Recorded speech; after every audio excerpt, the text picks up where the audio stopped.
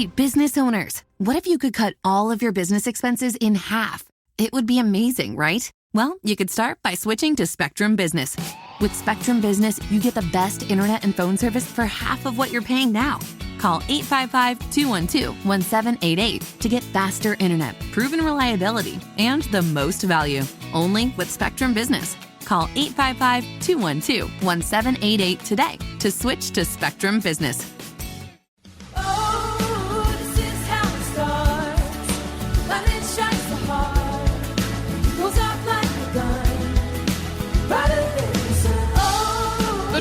Welcome back to the WCCO Morning News. I'm Sloan Barton filling in, and you've been hearing during the news that the Minneapolis Park and Recreation Board rejected a $43 million transformation of the Hiawatha Golf Course. And it was an interesting discussion that lasted about an hour and a half, weighing and trying to balance between the ecological concerns amid a climate crisis, but also honoring the history and legacy of the Hiawatha Golf Course, specifically for Black golfers. And you would have heard my report, hopefully, on the WCCO Drive Time News last night, talking to some of those golfers who this course is so near and dear to their hearts. Our next guest is Darwin Dean. He is the Upper Midwest Bronze Golf Tournament Director.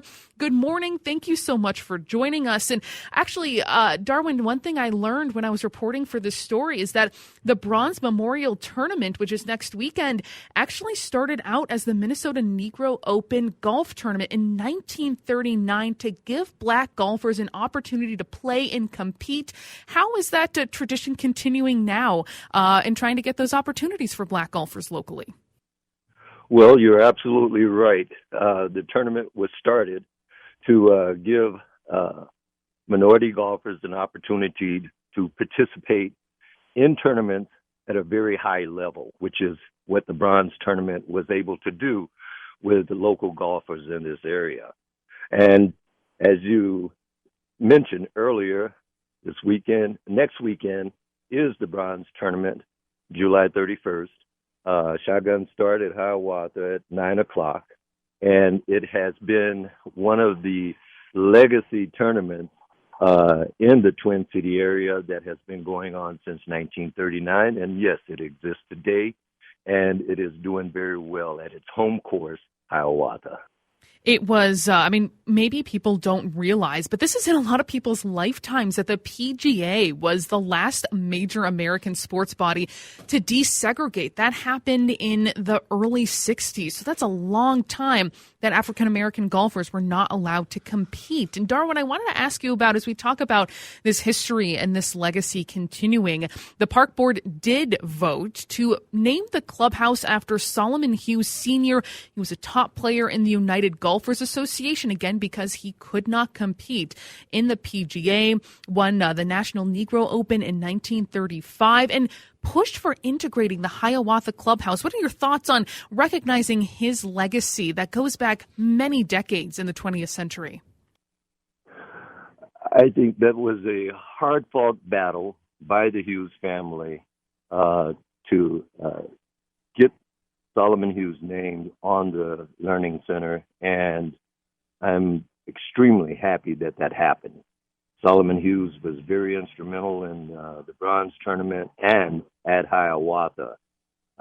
Solomon Hughes was one of the gentlemen who was probably one of the best golfers in the United States that never had an opportunity to prove himself on the PGA. By the time the PGA rolled around for Solomon Hughes, it was really a latter part of his career. But he opened the doors for the likes of Tiger Woods and many other golfers that followed him and followed his legacy. Solomon Hughes was instrumental in bringing Teddy Rhodes, Bill Spiller, Leonard Jones, Joe Louis, Billy Eckstein to play at Hiawatha Golf Course back in the day when he was really in his prime and probably, as I mentioned, one of the best golfers in the United States. So, go ahead. No, please continue. This is great.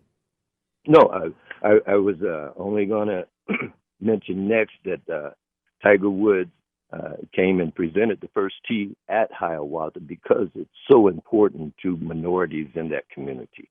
Oh, that's a great thing to point out. And I'm glad you brought up Joe Louis as well, because that was another thing I learned, that he won a tournament at Hiawatha in, I believe, 57?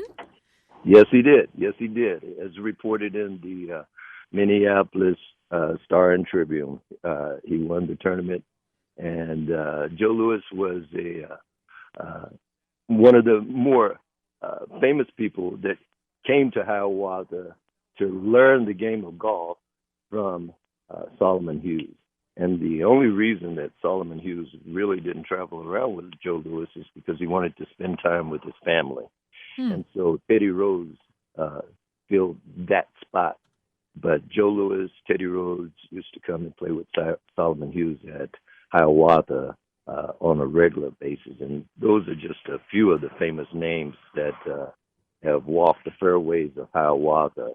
A friend of mine, John Turner, who's an ex-Minnesota Viking. I talked to him actually for my story, and that should be up at WCCOradio.com. And he kind of helped make these introductions. He was a good person to run into. Right. And you can see John Turner at Hiawatha on a regular basis. And there's several other ex-Vikings. Yeah, he said a couple other Vikings alums are there too. And you're so right about how it is about community and the gathering, and about, chatting about the round in your golf cart in the parking lot, and continuing these connections and friendships. And by the way, Darwin Dean, the Upper Midwest Bronze Golf Tournament Director, that's happening on July 31st.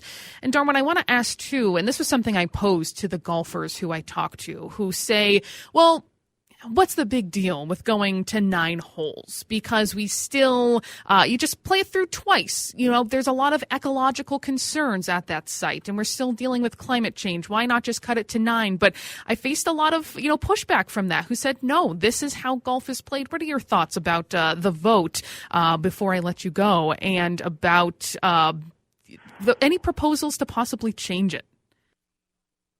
Well, the situation with the difference between playing 18 holes and 9 holes is 9 holes is what a lot of guys use as a practice round before they go out and they play their 18 holes. If you're going to have a championship round, which Hiawatha is a championship golf course, you are going to play on 18 holes. The PGA doesn't play on 9 holes. The LPGA doesn't play 9 holes. The 3M tournament is not being played on 9 holes. And the reason for that is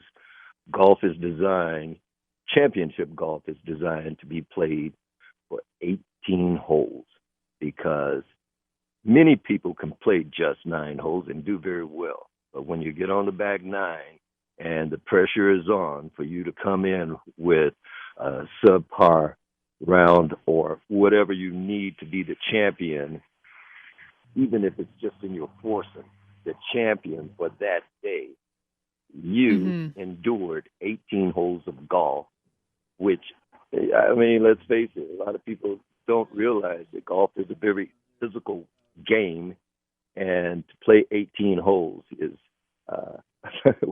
it makes a big difference. It absolutely does. Darwin, I'm sorry, I have to cut off our conversation here, but the Upper Midwest Bronze Golf Tournament happening July 31st at Hiawatha. Thanks so much for your time. Okay, and I'd like to give one thing out to the listening audience. A friend of mine, Ed Mandeville, passed away last year, and he was also very instrumental in being one of the people who championed 18 holes at Hiawatha, and also have always supported the bronze. So I'd like to thank the listening audience for its support on the Save Hiawatha 18 holes. Hey, business owners, what if you could cut all of your business expenses in half? It would be amazing, right? Well, you could start by switching to Spectrum Business. With Spectrum Business, you get the best internet and phone service for half of what you're paying now. Call 855-212-1788 to get faster internet, proven reliability, and the most value. Only with Spectrum Business. Call 855-212-1788 today to switch to Spectrum Business.